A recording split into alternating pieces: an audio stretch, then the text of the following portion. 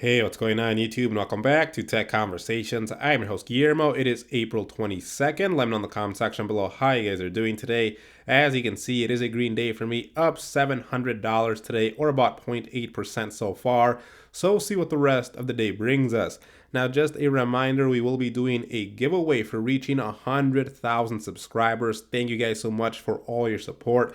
I really appreciate everything you guys have done for this channel. So if you'd like to enter that giveaway, all you need to do is hit the like button down below. Make sure to subscribe to the channel and let me know in the comment section below what your favorite stock in the stock market is right now. The giveaway will be tomorrow, by the way. Now, in today's video, I want to talk about a very powerful but rare strategy that we can implement on a very volatile stock to make some pretty decent gains without the stock having to move a whole lot. Let me know what your favorite options trading strategy is in the comment section below. So first of all, guys, what is the goal here? So our goal will be to benefit from a stock that makes a sharp move in either direction. And so the cool thing about this strategy in particular is that the move that it makes doesn't have to be huge. As you can see when I show you guys an example, it doesn't really have to move a whole lot, but we do want it to move in either direction, either up or down, really doesn't matter. Now, what situations would we want to use the strategy in then? So the biggest situation where we want to use this is for earnings. If you look at a stock and you look at it has a track record of moving a lot after the earnings announcement, that would be a great candidate for this strategy.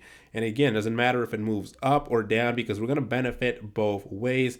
I think that is the biggest situation or the most common situation that traders use this strategy for. Other things would be things like product announcements or FDA approval. If a product gets FDA approved, that may send the stock flying. If it doesn't get approved, it may send the stock completely plunging down. And again, we'd benefit in both of those situations. So these are the types of situations you want to use this strategy in. Again, anything that might cause a stock to move in either direction. And so for this video, I'm just going to use SPY. Again, I'm just going to use something very random here because again, this is just an example. Don't copy this is that exact trade. This is just to demonstrate to you guys how you would set this up. So I'm going to use SPY here, and I'm going to go over to the options. So make sure you've enabled your options in your settings so that you're able to trade options. Then you can go over to the options for whatever stock you want to implement this strategy on. So here's what we're first going to do in order to set this up. So first, what we're going to do is we're going to find a range where we absolutely believe that the stock price will not be between by expiration. So let's say I'm going to choose not the 23rd expiration, I'm going to choose the 26th here just to give us more time.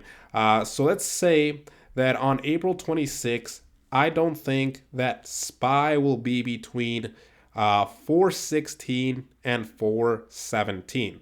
I think it'll either be up or down, but it's not going to be between those two price levels. So that's where we're going to start off then. So what we're first going to do is we're going to buy a call and buy a put at these two price ranges that you just determined. So I'm first going to buy a call at the upper price range. So my upper limit here was 417. So I'm going to buy a call here, right? And of course, remember when you buy a call option, you're going to pay a premium. You're going to pay $1.39, $1.40 for this. And again, there's 100 shares in each one of these contracts. So I'm going to end up paying about $138 for this contract. Then what I'm going to do is I'm going to buy a put at the lower range of that price range that I determined, which was 416. So I'm going to buy a put down here. So I'm going to buy this put here. It's going to cost me about $1.80 per share. And again, there's 100 shares in each contract. It's going to cost me about $180. Now that on its own is a long strangle. This is something else that investors use for earnings, but we're not going to use this. We're going to use something a little bit different, something that will allow us to profit without the stock having to move as much as I would need to with, for example, the long strangle. So now what I'm going to do is I'm going to sell some options here. This is going to cost us less than it would with a long strangle as well.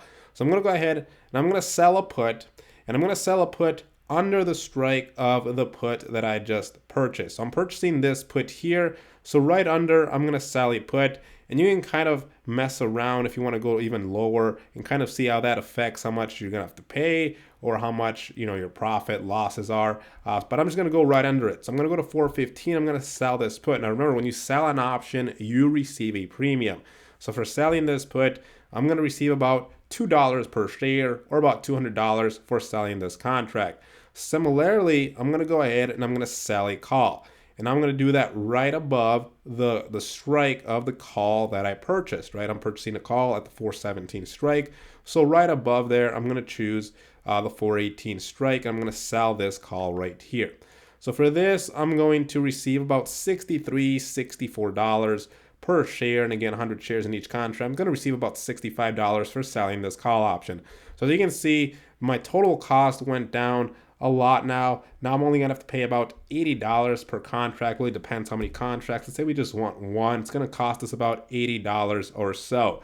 Now this is called the reverse iron condor. It's literally the exact opposite thing of setting up an iron condor, and I will show you that here in a second. But this is the reverse iron condor. We're going to have to pay, so this is a debit trade. We're paying to enter this trade right here. But the good thing here is that our max loss is going to be defined. Our max loss will be how much we pay to enter this trade. Our max profit will also be defined. And if you want to figure out what your max profit is, you can do that very quickly. All you need to do is subtract the strikes between the calls or the puts. So for example, the calls here are 417 strike, and then the other call is 418 strike. So we'd subtract the strike here. 418 minus 417 is 1, and then we'd subtract how much we're paying. We're paying about 0.8, so it's going to be about $20. That's going to be our max profit for this. So you can figure out what your max profit is very quickly using that calculation. And again, this is called the reverse iron condor. So that being said, let's actually go over to the options profit calculator. Let's plug this in. Let's visually see what this trade would look like, what our max loss profit looks like, depending on what the price of the stock is, depending on what date it is. So let's go over to the options profit calculator. I'm just going to go over to custom here, and we're going to click on 4 legs because this does require 4 different options. So again, I'm using SPY for this example. Again, this is just an example. So I'm going to go ahead and type in SPY here. And then what we're going to do is we're going to go ahead and set up the exact same trade that we just set up. So remember, we first started by selling or writing our put. So make sure that you're choosing the correct expiration, guys, April 26, and we're doing puts here. So I chose the 415 strike, which is down here. Right here, I'm going to click on that, and then I'm going to go ahead and buy my 416 strike. So again, make sure that expiration date is the same, April 26. Puts are on the right, calls are on the left. We bought the 416 strike put, which is right here. And then we're going to go ahead and buy our call. So I'm going to click on here, make sure the expiration date is the same. Calls are on the left. Do not get confused by that. So we're going to go ahead and buy a call here, and we're going to choose the 417 strike. And then finally, guys, we're going to sell or write our call with the highest strike here. So again, same expiration, calls are on the left, and we chose the 418 strike, which is right here. Then for my price range, I'm going to go 410 to 422 just to give it enough room in case SPY goes up $6 or drops $6. And so this is what this trade will look like approximately right now. So our entry cost, $79. That's a debit, right? We're paying to enter this trade. We're going to pay about $79. That's also our max risk. Again, our max risk is defined, and I'll show you guys where that's going to happen. But our max return is going to be $21. And again, I'll also show you where that will happen. And then, of course, we get our break evens. So we're risking $79 to potentially make $21. Which would be about a 26.6% return. But of course, you got to understand that you may think that that's not a high enough risk to reward ratio. But as you can see, the probability of you making a profit is very high here if you're playing this correctly, right? I mean, you have, as long as it's above 417, 79, or under 415.21, you're making a profit. So there's a pretty big range here where you're making a profit. There's a high probability that you can make a profit with this trade if you play it correctly, which again is why your return may not be as much as it is for some other strategies. But let's actually take a look here at what's going to happen on expiration date. So first of all, what we don't want to happen is for the stock to be between the strikes of the call that we bought and the put that we bought. That's why we start off with choosing that range where we don't think the stock will be at on expiration. Because if it does fall in this range between 416, 417 on expiration, we end up losing our max potential loss, which again is $79 in this scenario. That's what we don't want to happen. And we really don't want it to trade sideways in general, right? We want it to go up or plunge down. Doesn't matter which way we're going to make money, but we just don't want it to trade sideways. Now, again, our break evens are 417.79. If it's above 417.79 or between 418, which is the strike of the call we sold, we're going to make partial profit. Now, if on expiration it's 418 or above, we're making our max profit, which again in this scenario is $21, about a 27% return.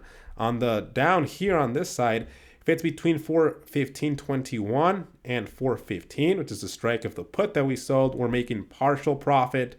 If it hits 415 or under, we're making our max potential profit, which again is $21 in this scenario.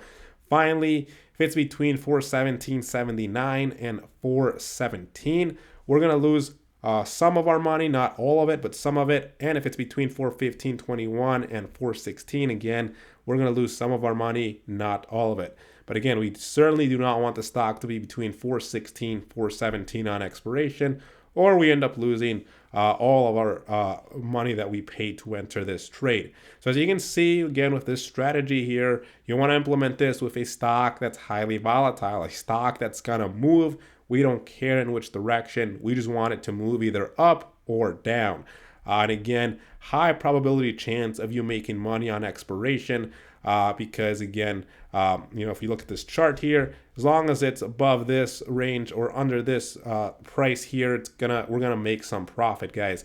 So again, kind of take a look at it. It is very similar to the straddle. However, this strategy right here requires the stock to move a lot less to be profitable. It's basically a combination of a bull call debit spread and a bear put debit spread. Now, things to consider here, of course, are one of them is commissions, right? Robinhood doesn't have commissions, so we don't have to worry about this on Robinhood. But some other brokers, they do have commissions, and you have to keep commissions in mind because you are opening and closing 4 different contracts. That could certainly eat away at your max return of $21 only here. So that's one thing to keep into consideration.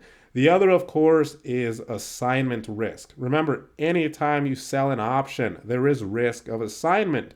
And the risk will be greater if the stock has a dividend and that ex-dividend date is on the same week that your option expires. So you can either do 2 things with that. Either A, avoid selling options at all that week of the ex-dividend date, or you'd want to close out 2 days before the ex-dividend date hits. So again, that you just avoid being assigned early due to the ex-dividend date. So anyways, guys, again, this is the reverse iron condor. You want to use this on a stock that's highly volatile. The risk to reward is not huge, but your probability of profit is pretty big here. So if you have any questions, feel free to leave them in the comment section below. Check out the Discord, link to it in the description below. I hope you enjoyed the video. Let me know what you guys think, and I will see you guys next time.